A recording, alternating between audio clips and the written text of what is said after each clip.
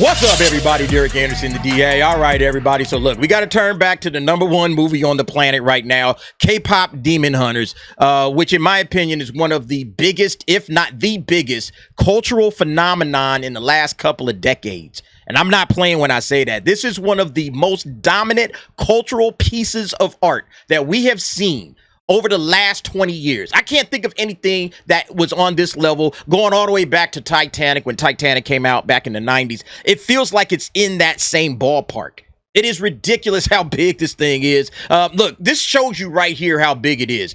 So Netflix, you guys know, had the sing-along screenings, and it put it in 1,750 theaters over the past weekend, which, if you're familiar, that's about half of what a normal wide release, less than half in a lot of spots, because usually it's 4,000 theaters nationwide on the domestic side. It only had 1,700 theaters for the sing-along, and it was only on Saturdays and Sundays, so it didn't include Friday and didn't include any Thursday night previews. And this thing still took first place in the box office for a movie that was already out 2 months ahead of time on Netflix, and you could watch it as many times as you want to.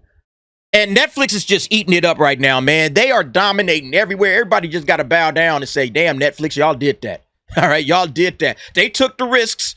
All right, they took the risks that Sony didn't want to take. We'll get to that in a moment. But yeah, it's also, killing the game on the soundtrack side of things, as Golden remains #1.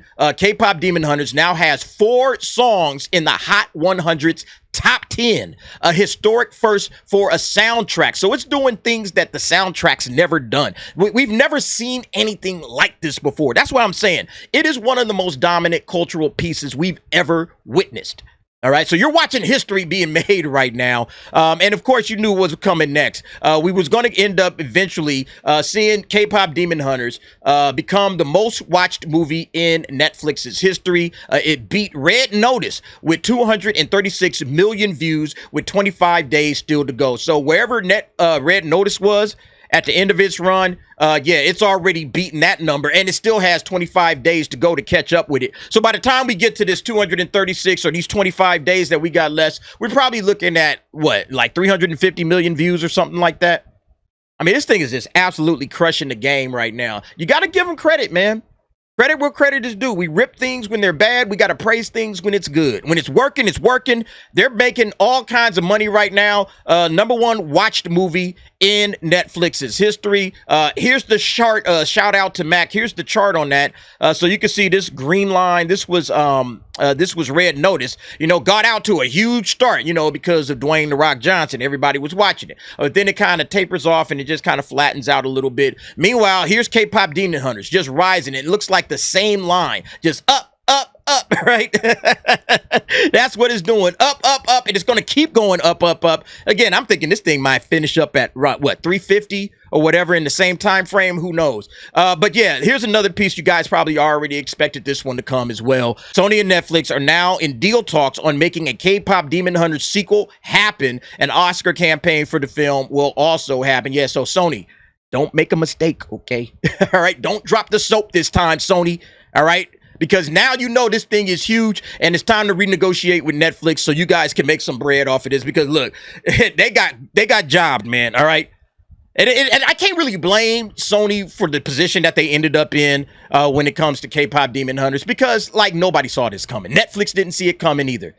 This was part of an overall deal which Sony says, okay, we're going to make some products for you guys, Netflix. You guys kick us back a little bit of the cheddar. All right, gravy. We good.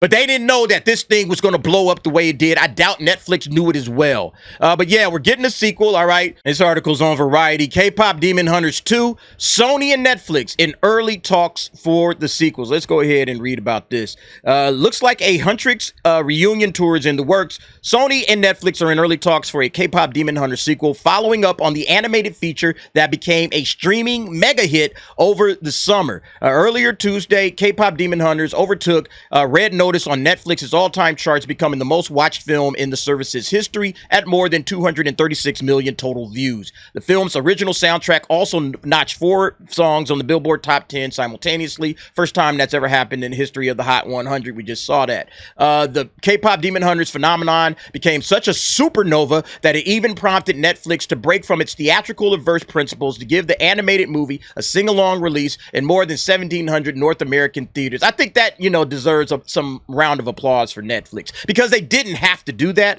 And whatever money that they are going to make off of that, 20 million, however much of that they bring home, that's like, okay, that was a nice little drop in the bucket for Netflix. Netflix definitely don't need the bread like that. But I think they did that for the audience. I think they did that for the fans. And maybe as a test just to see, all right, if we do decide to put this in theaters, okay, if we do decide to put something in theaters, what does that look like for us? Because here's what I said, all right? I said this. If Netflix doesn't put the sequel in theaters, they're insane. And I think they are insane. They got to put this thing in theaters. This thing is absolutely dominating everywhere. And if Netflix does drop it in theaters, you got to imagine that this thing is going to have an enormous opening weekend. It might break the bank worldwide. It might be one of the biggest opening weekends ever if they don't take too long. If they don't take like 3 years to make it. If they could get this thing off by 2027, you're talking about possibly one of the biggest opening weekends of all time. Hands down, pardon none. Avengers Endgame, who? All right, that's what they're looking at, because everybody would go to this. Everybody would go to this. It would be like on Avatar, like how everybody apparently has watched Avatar. Everybody would go and watch K-Pop Demon Hunters 2 in theaters. And then Netflix could leave it in theaters. And then when they finally do get it to Netflix alone, people are still going to go and show up and watch that. But I know at Netflix, they got their exclusivity model. So that's probably where they're like, I don't know if we're going to do that. But in my opinion, they would be crazy if they didn't. Even with only 2 special days of screenings, K-Pop Demon Hunters topped the domestic box office. We saw that on the last weekend, or the penultimate weekend of August, outgrossing studio summer holdovers like Weapons and Freakier Friday. Netflix is continuing to seek ways to capitalize on the runaway success of the feature, which was produced by Sony under the studio's licensing deal with the streamer. To note, K-Pop Demon Hunters was the first film made under the first look deal for movies Sony intends to make for streaming, as Netflix prepares to launch in-person shopping destinations in both Philadelphia and Dallas ahead of the holiday season. The company has been constructing K-Pop Demon Hunter experiences on site, a remarkable fast-tracking decision, as layouts for the stores have already been in the works for years. Well, yeah, they got to, all right? They got to fast-track it because they got to take advantage of it for the holiday season. Like I said, they're trying to capitalize. You got to strike while the iron's hot, Netflix, all right? You can't be, let's hold off. Let's wait and see how this thing. No. You know it's hot. You know it's big. And they got 2, stores that are opening up. Okay, shopping destinations in Philadelphia and Dallas. Look, if these K-Pop Demon Hunter experiences, as they're talking about them, if these things are big hits in Philly and Dallas, you're going to have to spread those far and wide. You're going to have to put one in LA, New York, Chicago, Miami, all over the country. All right, people are going to be demanding it. Man, Netflix is about to clean the hell up off of this. In an interview with Variety, K-Pop Demon Hunters co-director Maggie Kang, who helmed the project with Chris Applehans, floated hopes for a sequel, particularly going beyond Huntrix's lead vocalist Rumi to expand on the histories of her fellow group members Zoe and Mira. Now, that might be interesting. All right. What's Zoe's story? I know Zoe's very popular, all right? She's apparently from the States. She got the rap and hip-hop background. So I know that a lot of people care about Zoe. Mira has an interesting character. Look, I told you guys on the last one, they got to stray away from bringing back Jinu. They cannot bring that character back. I know people are mad about it. They can't bring him back. They'll ruin the sacrifice at the end of the movie. I talked about it on the last video I did. They will ruin that sacrifice with Jinu sacrificing his life and his soul, whatever, giving it to Rumi, letting it become her sword and all that kind of stuff. He's still there in principle, but they can't bring him back in the physical form, all right? All right, so yeah, Zoe and Mira, that's what they need to go with.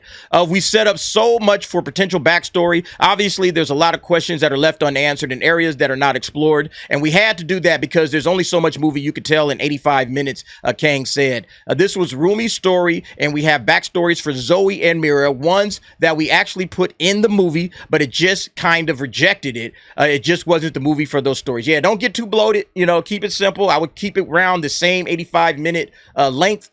Fill it up with the same songs, same kind of warmth. You know, the same kind of like comedy, all of that. Just keep everything the same. Don't go too crazy, you know, and there you got it. Puck first reported that Sony had entered into negotiations. So, yeah, that's what's going on with that. Like I said, you know, they got to put the sequel in theaters, okay? If they don't, they're crazy. But yeah, I found this piece interesting on the Hollywood Reporter coverage of it, you know, talking about the same thing. The sequel's moving ahead. Yeah, and down here at the bottom, last paragraph, it's important to note that Netflix cannot make a sequel without Sony, and Sony cannot make a sequel without Netflix. So nobody has the upper hand here when it comes to these negotiations. Sony, you probably have the upper hand a little bit more than Netflix. Because Netflix is like, okay, we want the same aesthetic, we want the same style, we want the same everything, obviously. So what will it take to, you know, for you guys to go ahead and make that sequel? You know, what's it going to take? Do we need to give you a little bit more the piece of the pie? You know, because we robbed you blind on this last one, okay? We got over on you. Do we need to give you a little bit more? I think Sony is in a pretty good spot to negotiate and say, all right, baby, let's go ahead. You guys can't make the movie without us. Netflix, you know this is going to be big for you. Regardless of whether you put it in theaters or not, this is going to be a banger for you. You know this. We know this. All right, let's get a better deal that's going to help us out, that does Sony a little bit better than how they did in this last deal, you know. But yeah, it is a phenomenon. It is the biggest thing going right now. I don't see this not, you know, making all the money. Okay, I don't see this not making all the money when it drops, the sequel, that is, when it drops in theaters. You know, this thing might be the biggest movie of all time. You know, once it finally does, if it does drop in theaters. But anyway, y'all let me know what y'all think about it, man. K-Pop Demon Hunters, the sequel. What do you expect, all right? I know a lot of people that watched me, they don't have a lot of opinions. But if you do, if you have an opinion, what do you think they should do in the sequel? All right, go ahead and let me know in the comments. I'd be interested in reading some of those thoughts. Because, again, I think they got to get the sequel right. You know, they got to get the sequel right. I know there's a lot of conversations going on behind closed doors. Hopefully, it's mostly the directors and the writers' decisions and the songwriters. Get those people, the actual creatives. Get all of the executives out of the room. They don't have anything to say because they didn't make this movie. They gave the money for it, but they didn't create this movie. Let the creatives handle this, all right? Executives, I know you guys want to get your noses in it. Let the creatives work. Let them cook. They cooked for you once. Let them cook again. All right, anyway, y'all let me know what y'all think about it. Jump down in the comments. Give me your thoughts and opinions on that. Thanks for watching. See you next time.